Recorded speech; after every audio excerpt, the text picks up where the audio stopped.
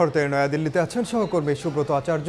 মোদির শপথ অনুষ্ঠানের সবশেষ জানতে সরাসরি যাচ্ছি তার কাছে।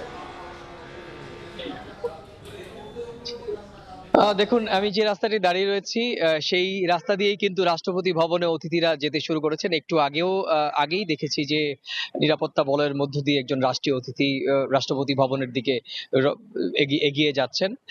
দেখুন, নিরাপত্তার ছবি সকাল থেকেই বলা হয়েছে যে আমি আগেই সকালেই বলেছিলাম যে ১২টার পর থেকে ১২টার আগ পর্যন্ত নয়াদিল্লি বা পুরনো দিল্লিতে কিন্তু নিরাপত্তার সেরকম আঁটোসাঁটো করার দৃশ্য আমাদের চোখে পড়েনি। এমনকি দুপুর ১২টা এবং ১টা পর্যন্তও দেখেছি যে ঢিলেঢালা নিরাপত্তা যেরকমটি সাধারণ অর্থে রাজধানী দিল্লিতে থাকে।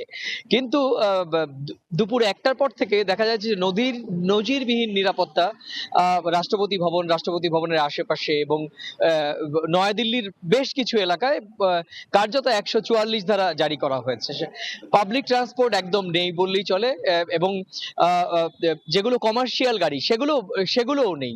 শুধুমাত্র রাষ্ট্রীয় অতিথি এবং সরকারের এবং নিরাপত্তার কাজে নিয়োজিত কর্মীরাই একমাত্র যেতে পারছেন। সংবাদ মাধ্যমের কর্মীদের ক্ষেত্রেও খুব সীমিত সংখ্যক সংবাদ কর্মীকে এবার রাষ্ট্রপতি ভবনে শপথ অনুষ্ঠানের আমন্ত্রণ জানানো হয়েছে বলে আমাদের কাছে খবর রয়েছে। কারণ বেলা ২:৩০ থেকে ৩টে পর্যন্ত আমরা রাষ্ট্রপতি ভবনের খুব কাছাকাছিতে ছিলাম, রাইস ইনহাইলার সামনে। সেখানেও দেখা যাচ্ছে যে বহু সংখ্যক সাংবাদিক ভেতরে যাবেন বলে আবেদন করেও তারা কিন্তু ব্যর্থ মনোরথে ফিরে গিয়েছেন।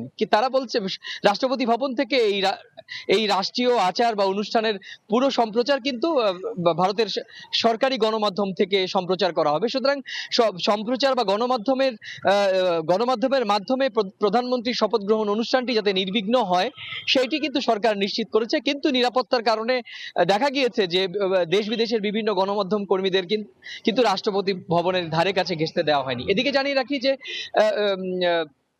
দুপুরের পর বাংলাদেশের প্রধানমন্ত্রী শেখ হাসিনা কিন্তু লালকৃষ্ণ আদবানির সঙ্গে দেখা করেছেন, যেটি আমি কিছুক্ষণ আগেও আমাদের দর্শকদের বলেছি। এটি এই সূচির বাইরে একটি সৌজন্য সাক্ষাৎ বলেই বলছেন এবং দুজনের মধ্যে প্রায় ৪০ মিনিট কথাবার্তা হয়, বাংলাদেশের খোঁজ খবর নেন। সব মিলিয়ে প্রধানমন্ত্রী শেখ হাসিনাও লালকৃষ্ণ আদবানি বর্ষিয়ান বিজেপি নেতা তার নিজের এবং তার পরিবারের খোঁজ খবর নেন। সরাসরি যুক্ত ছিলাম নয়াদিল্লিতে।